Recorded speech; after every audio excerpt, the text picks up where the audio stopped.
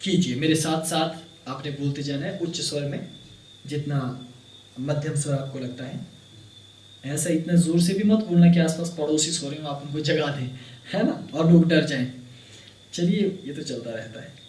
अब मेरे साथ कहिए ओम वम रम नम हुम थम ठम स श्री कौलकुल काल ज्ञानेश्वरी महापंचांगुली सिद्ध प्रसर प्रसर मोह्य मोह्य ग्रस ग्रस पिव पिव बंधय बंधय हुम फट स्वाहा।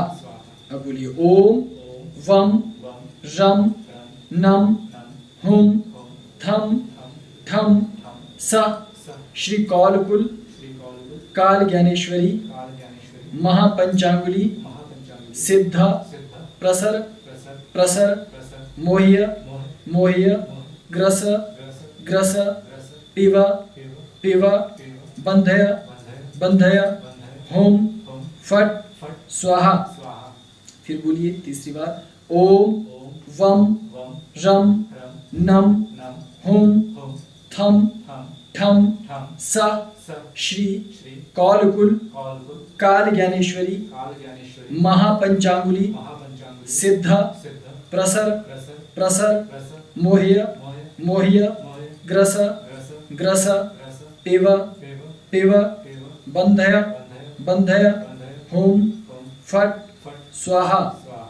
ओम वम रम नम हुम थम ठम स श्री कौलकुल काल ज्ञानेश्वरी महापंचांगुली सिद्ध प्रसर प्रसर मोह्य मोह्य ग्रस ग्रस पिव पिव बंधय बंधय होम फट स्वाहा।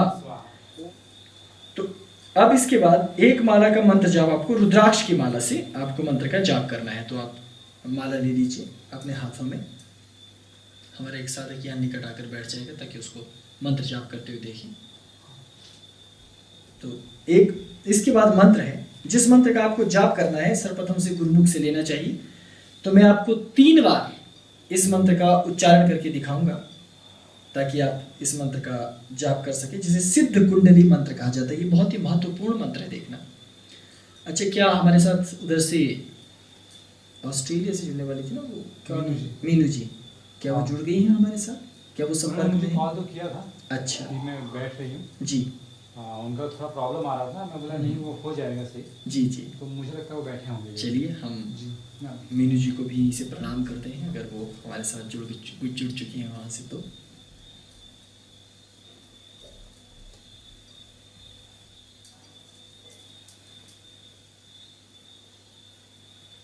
हमारे साथ दिल्ली से सतीश जी जुड़े, क्या वो इस साधना में है या नहीं? अच्छा,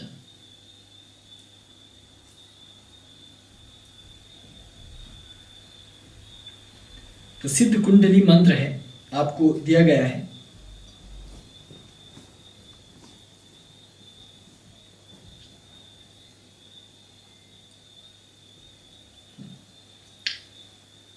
तो सर्वप्रथम 3 बार मंत्र का आप मेरे साथ उच्चारण करेंगे। चलिए, सर्वप्रथम सिद्ध कुंडली मंत्र आपको दिया गया है, उच्चारण कीजिए मेरे साथ। बोलिए ओम वम रम हुम सह पंचांगुली महादेवी श्री सिमंधर शासने अधिष्ठात्री करस्यासौ शक्ति श्री त्रिदेशितुः वम रम हुम सह। पुनः इस मंत्र को मैं बोल रहा हूँ। ओम वम रम हुम सह पंचांगुली महादेवी श्री सिमंधर शासने अधिष्ठात्री करस्यासौ शक्ति श्री त्रिदेशितुः त्रिदेशितु वम वम रम वफ्रम हुम हुम स। स। ये तृतीय आवृत्ति है। ओम ओम वम वम रम रम हुम हुम सह स। पंचांगुली पंचांगुली महादेवी महादेवी श्री श्री सीमंधर सिमंदर शासने शासने अधिष्ठात्री अधिष्ठात्री करस्यासौ करस्यासौ शक्ति शक्ति श्री श्री त्रिदेशितु त्रिदेशितु वम वम रम रम होम हुम स। स। ये भगवती पंचांगुली का वो प्रमुख और मूल मंत्र है जिसके बिना साधना संपन्न नहीं हो सकती। तो आप इसको हृदय के पास इसी प्रकार माला रखेंगे, आप इस साधक को दिखाएंगे भैरव को, और इसी के ऊपर कैमरा रखेंगे जब तक कि मंत्र जाप संपन्न नहीं होता है। तो आप अपने मुख के सामने मंत्र स्लाइड रख लेंगे अथवा किसी कागज पर इस मंत्र को लिखकर अपने निकट रखेंगे ताकि बीच में आपको कोई बाधा ना आ सताए, ठीक है। और शांति से हृदय के निकट माला रख करके धीरे धीरे इस मंत्र को जपना है। एक माला आपको नियम के अनुसार कुरांतक नाथ के सम्मुख ही इसका जाप करना होता है, गुरुमंडल तक ले जाने के लिए और उत्कीलन करने के लिए। तो आप इसे आराम से श्रद्धा सहित मंत्र का जाप करना है। लगे हैं वम रम होम सा। इन बीजों के माध्यम से और गुरुमुख से लेने के कारण ये मंत्र आप पर 100% पूर्णतया फलीभूत होता है, लेकिन तब जब आप श्रद्धा भक्ति पूर्वक मंत्र को ग्रहण करते हैं। याद रखिए, नास्तिकों पर, कुतार्किकों पर और अधर्मियों पर मंत्र फलित कभी नहीं होता, क्योंकि ये निगूढ़ विद्याएं हैं। ये केवल शुभेच्छु और जन कल्याण की इच्छा से भरे हुए लोगों के लिए ही ये साधनाएं हैं, और मलेच्छों को इन विद्याओं से दूर रखा जाता है। इसलिए आपको सावधानी पूर्वक और संयम पूर्वक साधना को आगे बढ़ाना चाहिए।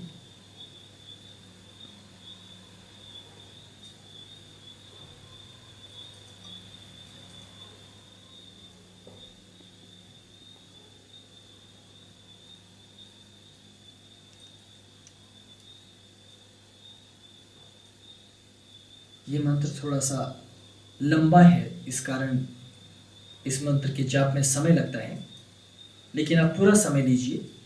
ये विशेष साधना सत्र है, आपको मंत्र जाप पूर्ण करना है। तो धीमे क्रम से ही आप मंत्र को संपूर्ण कर पाएंगे।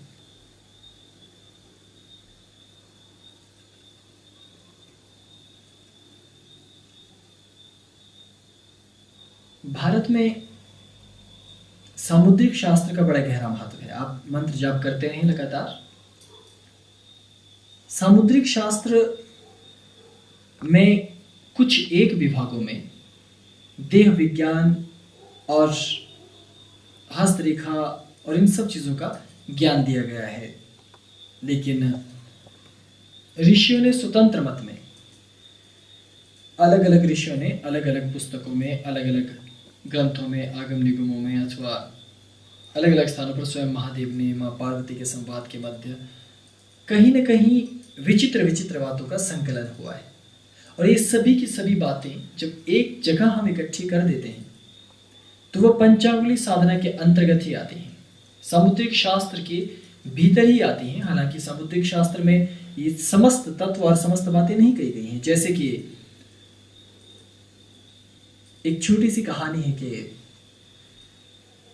हिमाचल प्रदेश में, मैंने इससे पहले भी कई बार जिक्र किया है, कई बार वर्णन आया है कि किसी जगह कोई वैवाहिक कार्यक्रम था या किसी देवी देवता का कोई कार्यक्रम था जहाँ लोग अपनी तरफ से भोजन और भोज इत्यादि की व्यवस्था कर रहे थे।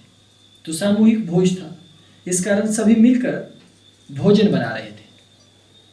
अब उस समय आधुनिक व्यवस्थाएं तो होती नहीं थी, तो लकड़ियों के ऊपर ही सारा भोजन पदार्थ तैयार होता था। तो खीर बन रही थी किसी बड़े से पात्र में, और वो पात्र किसी वृक्ष के नीचे लगा हुआ था, और कहते हैं कि वृक्ष के ऊपर कोई सांप चढ़ा हुआ था जहरीला, और वो सर्प किसी कारण अग्नि के धुएं से जलने के कारण ऊपर से नीचे गिर गया और उस पात्र के भीतर चला गया, लेकिन उसे भीतर जाकर गिरते हुए किसी ने नहीं देखा। लेकिन वहीं वृक्ष पर एक कौवा बैठा हुआ था, तो कौवे ने वो ध्वनि सुनी, वो दृश्य देखा और ध्वनि की। तो वो ध्वनि वहां भीड़ ने भी सुनी, लेकिन भीड़ में कोई जानने वाला तो था नहीं। तो किसी ने कहा ये कौवा तंग कर रहा है, इसे खींच कर एक पत्थर मारो। तो एक छोटे से बालक ने नीचे से पत्थर उठाया और उसे मारा। कौवा एक वृक्ष से उड़कर दूसरे वृक्ष पर गया, लेकिन फिर चिल्लाता रहा।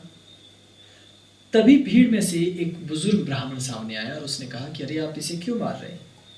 क्योंकि ये कौवा तो ये कह रहा है कि ये संकेत दे रहा है कि यहाँ कोई खतरा है, लेकिन खतरा किस प्रकार का ये मैं भली प्रकार नहीं समझ पा रहा। इसलिए वो मुझे तुम देखने दो कि इस कौवे का आचरण कैसा है, ये किस तरह की हरकत करता है, किस तरह से बोलता है अथवा क्या करता है। और जब उन्होंने कुछ देर कौवे को गौर से देखा तो उन्होंने ये कहा कि ये कौवा खीर के पात्र को देखकर ऐसा कर रहा है। तो जो भोजन पदार्थ बनाने वाले अन्य ब्राह्मण थे उन्होंने कहा अरे इसे खाने को चाहिए होगा ना, इसीलिए तो ये चिल्ला रहा है, आप क्यों इस कौवे के चक्कर में पड़ते हैं, इसे उड़ा दीजिए। तो उस विद्वान ब्राह्मण ने कहा कि यदि इसे भोजन पदार्थ ही चाहिए होता तो जितने लोग इससे पूर्व भोजन कर चुके हैं उनकी जूठन उस कोने पर गिरी हुई है, तो ये वहां जाकर उसे खा सकता था। और दूसरी बात कि इतने सारे पात्र यहाँ अन्य पदार्थों के भी लगे हैं, ये उन पात्रों की तरफ नहीं देखता, ये केवल इस पात्र विशेष की ओर देखकर इस तरह का व्यवहार कर रहा है। अवश्य इस पात्र में कुछ गड़बड़ है। लेकिन कोई मानने को राजी नहीं हुआ। लेकिन जब मुद्दा थोड़ा गंभीर हो गया, मामला ज्यादा आगे बढ़ गया, तो एक लंबी सी कड़छी लेकर, एक लंबा सा पात्र और दूसरा लेकर उसे छेड़ा गया, उस पूरी खीर को टटोला गया। तब उन्हें पता चला कि कड़छी के साथ जब ऊपर की तरफ को उसे खीर को पलटा दिया गया तो उसके भीतर से एक बड़ा सर्प बाहर निकला। और ये तो बड़ी खुशी की बात थी कि तब तक किसी को खीर खाने को नहीं दी गई थी, अन्यथा न जाने कितने लोगों को स्वास्थ्य हानि होती ही होती। तो सब लोग हैरान थे कि इस व्यक्ति को ये ज्ञान कैसे मिला है, कैसे उसे ये पता चला। तो उसके पीछे केवल इतना रहस्य था कि उस व्यक्ति ने काल ज्ञान साधना के साथ साथ सामुद्रिक शास्त्र को समझने की कोशिश की थी, और सामुद्रिक शास्त्र के लिए उसने पंचांगुली महासाधना को संपन्न किया था। अब उसने केवल दीक्षा ली थी अपने गुरु से और केवल तत्वों को ऊपर ऊपर से छुआ था, उसके पास कोई गहरी पहुंच नहीं थी साधना की। लेकिन तब भी उसके बुद्धि और विवेक ने इतने लोगों को बचाया, अन्यथा उनकी प्राण हानि होती।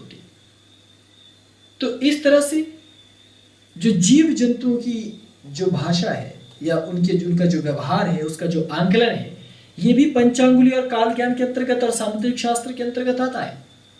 इसलिए साधकों को जब द्वितीय चरण संपन्न करवाया जाता है पंचांगुली का, तो उन्हें ये कहा जाता है कि देखिए आपको गुरु के साथ वन में जाना है, लोगों के बीच भीड़ में जाना है और पशु पक्षियों जानवरों के मध्य जाना है, ताकि आपको गुरुदेव या इष्ट या जो भी प्रमुख व्यक्ति इस दीक्षा या साधना को संपन्न करवा रहा है, द्वितीय चरण में आपको ये दिखा सके कि कौन सा व्यक्ति किस समय कैसा व्यवहार करता है, उसका क्या अर्थ होता है। ठीक इसी प्रकार पंचांगुली का एक और छोटा सा हिस्सा है। जब जीव जंतुओं की बोली भाषा को आपने देखा होगा कि जब भूकंप आने लगते हैं तो पशु पक्षियों का व्यवहार बदल जाता है। जब अकाल आने वाला हो, जब दुर्भिक्ष आने वाला हो, वर्षा आने वाली हो, तो पहले ही पशु पक्षियों की स्थिति परिवर्तित होने लगती है। तो इन तत्वों को देखना भी पंचांगुली साधना के अंतर्गत आता है। किसी व्यक्ति का नाक लंबा है तो उसका क्या अर्थ है, किसी व्यक्ति का नाक तोते जैसा है उसका क्या अर्थ है, किसी व्यक्ति का नाक अंदर को धंसा हुआ है इसका क्या अर्थ है, ये सभी पंचांगुली साधना और सामुद्रिक शास्त्र के अंतर्गत आता है। किसी व्यक्ति का माथा चौड़ा है तो किसी का ऊपर का सर बड़ा है और शरीर पतला है, किसी का शरीर बड़ा है और सर छोटा है, किसी की गर्दन लंबी है, किसी की गर्दन छोटी है, किसी की हाथों की उंगलियां बहुत ही सुंदर दुबली पतली सी और लंबी सी हैं और किसी की अनघड़ बेडौल। इस तरह से हाथों की उंगलियों का वर्गीकरण है, गर्दन का वर्गीकरण है, हाथ कितने लंबे होने चाहिए, भुजाएं कितनी लंबी हो, पांव कैसे हो, पांव की आकृति कैसी हो। और हर एक व्यक्ति का अपना एक शरीर सौष्ठव होता है।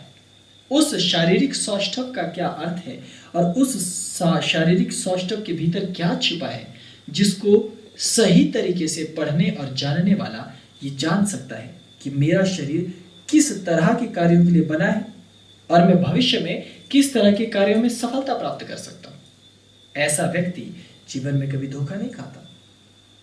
और एक कुशल ज्योतिषी को भी चाहिए कि वो इन समस्त तत्वों को जानने वाला हो, क्योंकि हमारा शरीर, हमारी भाव भंगिमाएं, हमारे नेत्र, हमारी आंखें, आंखों की पुतलियां, बातचीत करने की शैली सब स्पष्ट कर देती है कि हम कितने झूठे हैं, कितना झूठ बोल रहे हैं और कितने हम सच्चे हैं।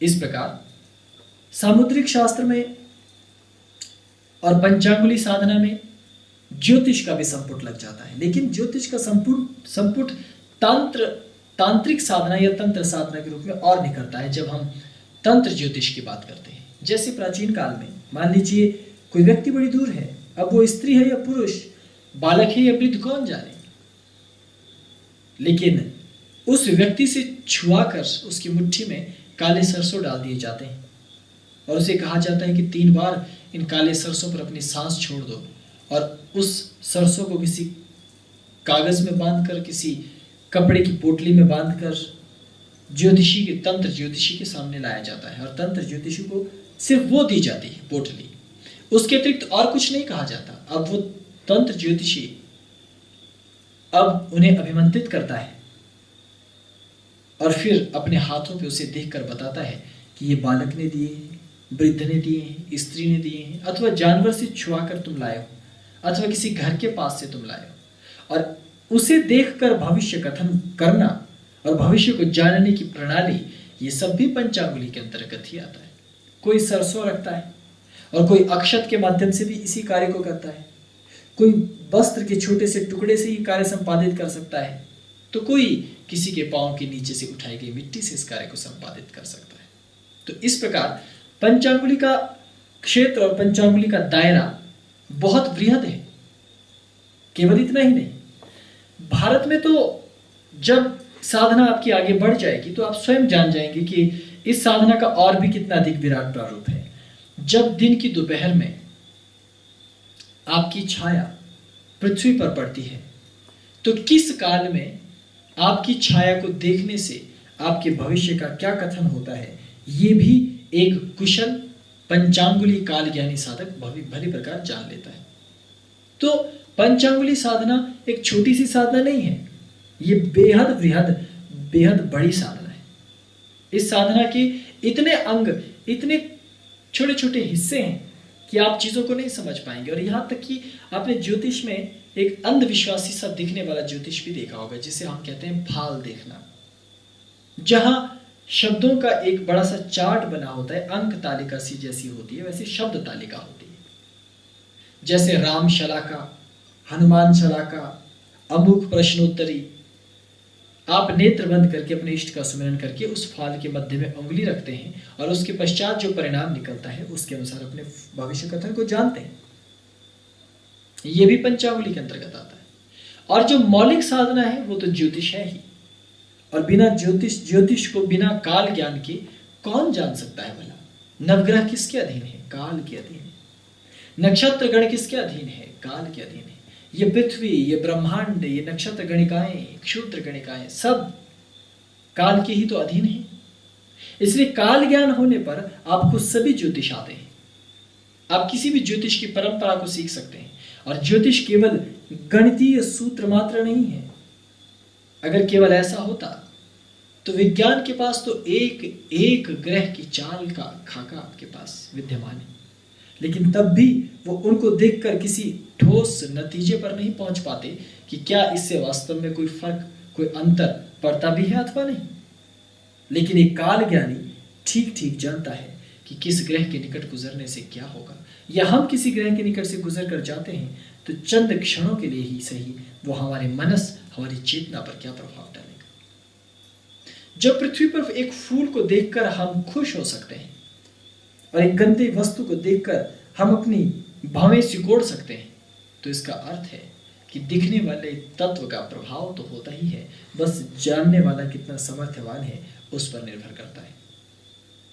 ज्योतिष चाहे चंद्रायण ज्योतिष हो, चंद्रमा की गति पर आधारित हो, या सायन ज्योतिष हो, सूर्य के सिद्धांत पर आधारित हो। आप चाहे नक्षत्रों की गणना कर लीजिए या चंद्रमा की चाल की गणना कर लीजिए, आप लग्न के ऊपर ज्यादा बल दीजिए या फिर कुंडली के भाव और दशाओं पर बल दीजिए, सभी के सभी काल ज्ञान के ही अंतर्गत आते हैं। इसलिए काल ज्ञान साधना महत्वपूर्ण साधना है और उसके लिए जिस मंत्र का जाप अभी आप कर रहे हैं, यह मंत्र प्रमुख और सार्वभौमिक मंत्र है, प्रवेश मंत्र। इस मंत्र के माध्यम से आपको भीतर प्रवेश मिलता है और आप साधना में आगे बढ़ पाते हैं। तो पंचांगुली साधना में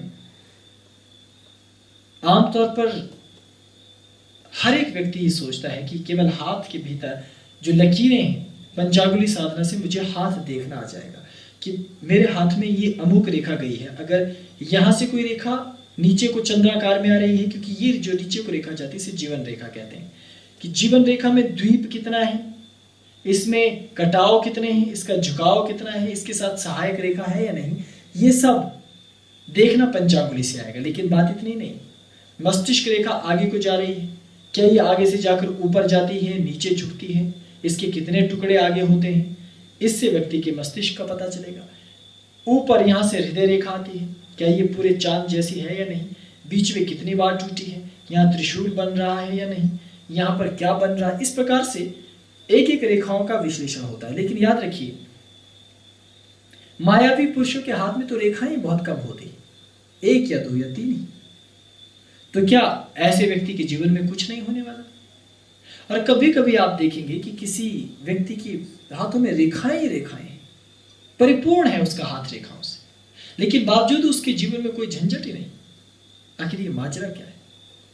ये सब समझने के लिए ही हमें पंचांगुली साधना संपन्न करनी होती है, क्योंकि गुरु जब आपको इस तत्व का ज्ञान देंगे तो वो आपको प्रत्येक तत्व समझाएंगे, लेकिन उसको समझने की क्षमता आपके भीतर तब आती है जब पंचांगुली कृपा करे। और पंचांगुली का प्रवेश मंत्र है जिसका आप अभी जाप कर रहे हैं। भविष्य में भी इसी मंत्र का लगातार जाप करने से आप प्रत्येक तत्व को समझ और देख पाएंगे। एक हिमालय का योगी जानता है कि कब वर्षा होने वाली है और कब ये वर्षा रुक जाएगी। वो बादल के छोटे से टुकड़े को आकाश में देखकर अनुमान लगाता है कि क्या ये बादल बरसने वाला है या नहीं।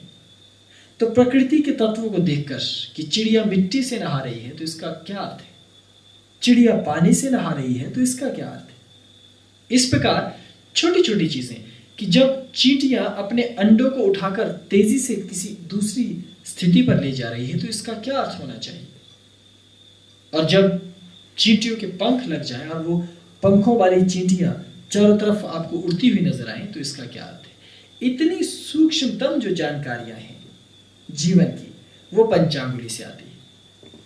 और पंचांगुली आपको वो तत्व प्रदान करती है कि जब आप किसी व्यक्ति के सम्मुख रहें, वो व्यक्ति आपके संबंध में क्या सोच रहा है, आपके विरुद्ध क्या षड्यंत्र बना रहा है, इन सब की जानकारी भी आपको कुछ हद तक प्राप्त होने लग जाती है, सहज ही। लेकिन फिर साधक उसका प्रत्युत्तर नहीं देता, क्योंकि उसे सब पता है कि पृथ्वी पर ये सब नौटंकियां चलती रहती हैं।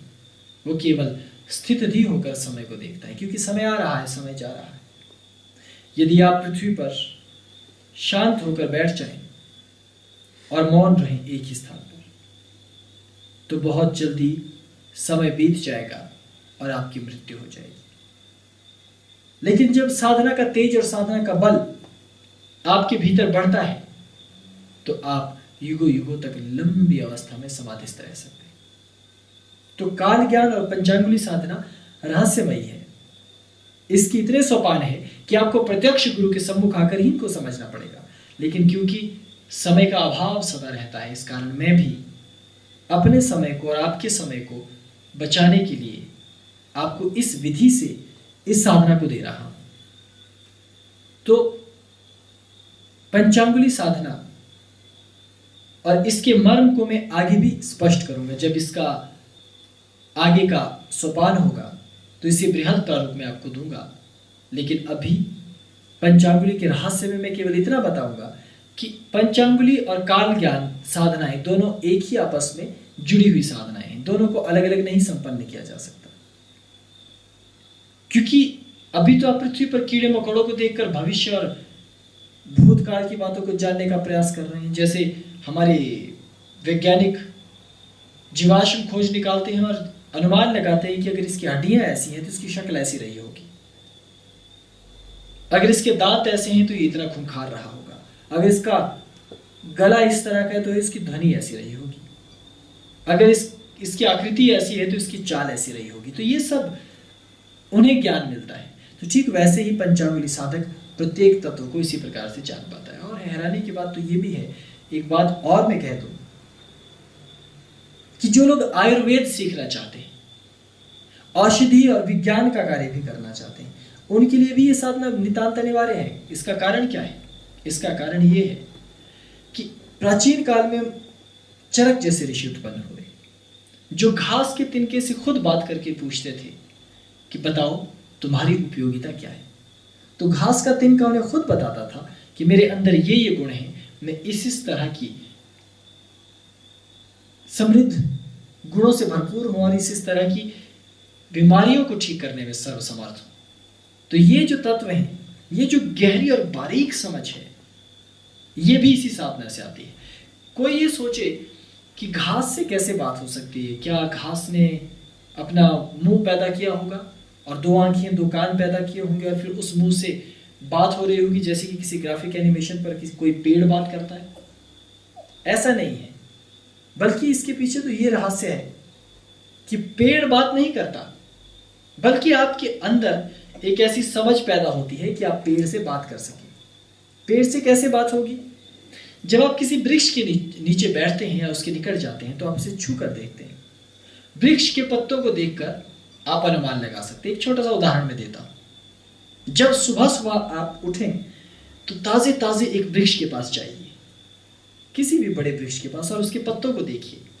बड़े खिलखिलाते हुए, बड़े चहकते हुए से पत्ते होंगे।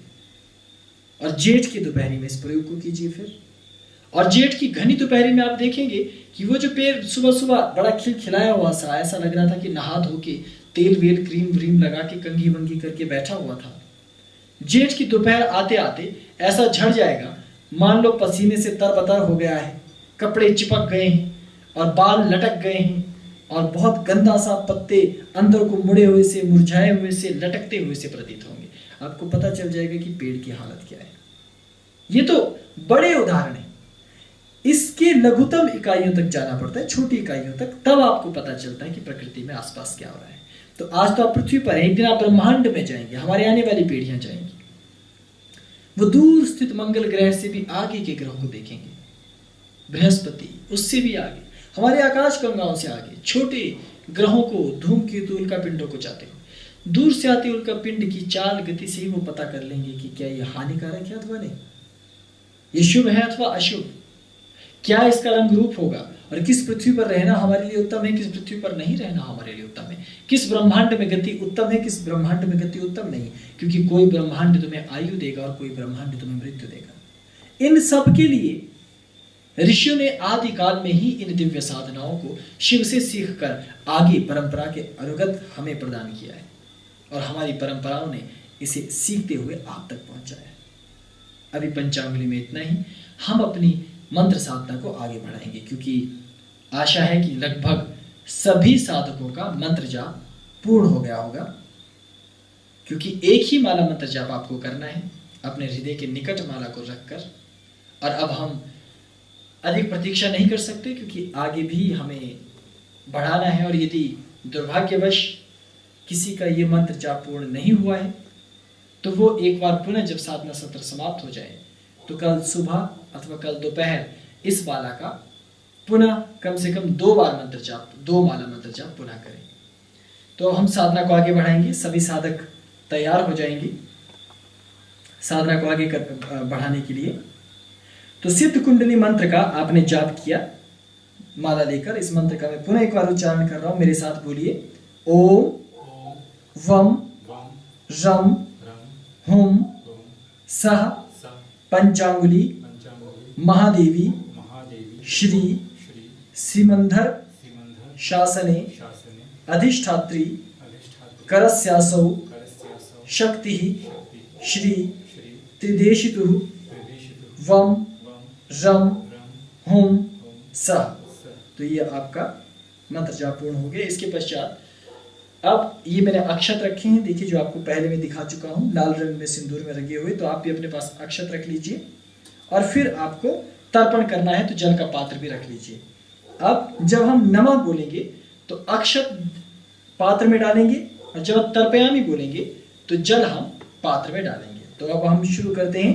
अथ श्री कौलाचार काल नियंत्रिका शक्ति प्रथम तर्पण विधानम। अथ श्री कौलाचार काल नियंत्रिका शक्ति प्रथम तर्पण विधानम। तो शुरू करें। ओम श्री गणेशाय नमः, ओम संसिद्धाय नमः, ओम श्री कौलकुलेश्वरी भगवती कामेश्वरी नमस्तुभ्यम नमस्तुभ्यम, ओम श्रीमन महागणाधिपतये नमः। चलिए सबसे पहले अक्षत ले लीजिए और नमः बोलते ही छोड़ दीजिएगा। मंत्र का जाप कीजिए हमारे साथ। ओम वम रम हुम स श्री वर्म बीजायै नमः। ठम ठम ठम पादुकां पूजयामि तर्पयामि। ओम वम रम हुम स श्री वशिष्ठायै नमः। ठम ठम ठम पादुकां पूजयामि तर्पयामि। लीजिए आप कीजिए तर्पण, ये जल लीजिए और ये अक्षत लीजिए। इसी प्रकार साधक सब मेरे साथ एक ही स्वर में मंत्र का उच्चारण करते जाएंगे और यहाँ इस पात्र को अपनी तरफ को खींच लीजिए जरा सा, और आप वहाँ मुख्य पात्र में कीजिए। वो मेरा पात्र है, इसे रहने दीजिए। मुख्य पात्र में आप वहाँ करेंगे और ध्यान भैरव से आग्रह है कि मेरे साथ साथ बीच बीच में भैरव को दिखाएंगे किस प्रकार वो बीच में तर्पण कर रहे हैं। तो हमने 2 मंत्र प्रथम कर लिए हैं, अब हम क्रमशः मंत्र से तर्पण करेंगे। तो आप लगातार जितने भी साधक देश विदेश में बैठे अलग अलग स्थानों पे एक साथ मैं धीमी लय से पढ़ रहा हूँ, मेरे साथ मेरी आवाज़ से आवाज़ मिलाते हुए तर्पण कीजिए, ठीक है। तो तृतीय पर हम आएंगे सुसिद्धाय पर। ओम वम रम हुम स श्री सुसिद्धिदायै नमः। ठम ठम ठम पादुकां पूजयामि तर्पयामि। ओम वम रम हुम स श्री नादमयायै नमः। ठम ठम ठम पादुकां पूजयामि तर्पयामि। ओम वम रम हुम स श्री मीनगर्भायै नमः।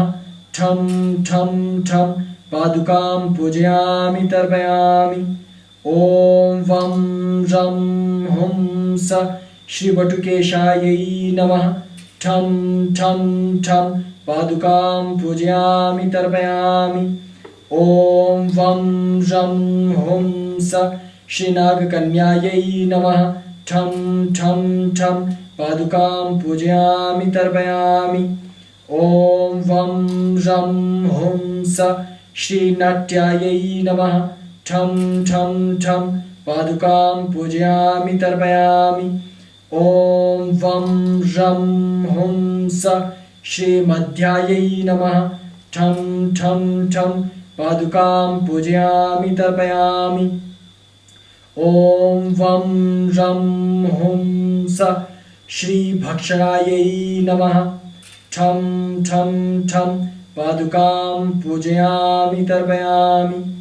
ओम वम रम हुम स श्री मान्यायै नमः। ठम ठम ठम पादुकां पूजयामि तर्पयामि। ओम वम रम हुम स श्री रुष्टायै नमः। ठम ठम ठम पादुकां पूजयामि तर्पयामि। इसके बाद मैं मंत्र की आवृत्ति थोड़ी बढ़ाऊंगा, अर्थात थोड़ी सी तीव्रता से मंत्र पढ़ूंगा, अन्यथा हमें बहुत देर हो जाएगी और साधना सत्र संपन्न नहीं होगा। तो आप सभी साधक भी थोड़ी सी गति बढ़ा करके ही मेरे साथ साथ मंत्र का जाप करेंगे, ठीक है। क्योंकि प्रथम बीज और आखिरी बीज तो वही है, केवल भीतर की मात्रिका शक्तियाँ वो बदल रही हैं।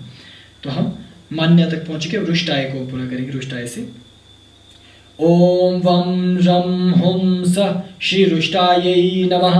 ठम ठम ठम पादुकां पूजयामि तर्पयामि। ओम वम रम हुम स श्री रसायै नमः। ठम ठम ठम पादुकां पूजयामि तर्पयामि। ओम वम रम हुम सः श्री ललितायै नमः। ठम ठम ठम पादुकां पूजयामि तर्पयामि। ओम वम रम हुम सः श्री लोमेशायै नमः। ठम ठम ठम पादुकां पूजयामि तर्पयामि। ओम वम रम हुम सः श्री लंबिकायै नमः। ठम ठम ठम पादुकां पूजयामि तर्पयामि। और कहिए ओम अलख बम। ओम अलख बम। अब शाब्र मंत्र पढ़िए मेरे साथ, बोलिए ओम सत नमो आदेश। ओम सत नमो आदेश। 84 सिद्ध गंगा जल से नहावे। 84 से गंगा जल से नहावे। मेरे सिद्ध सिद्ध हिम जल से नहावे। हिम जल से नहावे। सुनो रे कंथरनाथ सुनो रे गंधर्वनाथ। सभी देवों सिद्धों जतियों से ऊपर कौलांतकनाथ कहावे। जो काटे सकल कलेश मिटावे मन के भेद। जो गुप्त शिव उमा के भेद बतावे। चमत्कार पल में दिखलावे। ऐसे जतियों के जति सिद्धों के सिद्ध को आदेश आदेश आदेश। आवो कौल चक्र में विराजो। नवनाथों को आदेश 84 सिद्धों को आदेश। मेरे गुरु जी को आदेश आदेश आदेश। ये आपका प्रथम चक्र संपन्न हुआ। अब द्वितीय मंडल को हम प्रारंभ करेंगे। श्री कौलकुल काल ज्ञान महापंचांगुली सिद्धि मंडल मंत्र। ये इसके बाद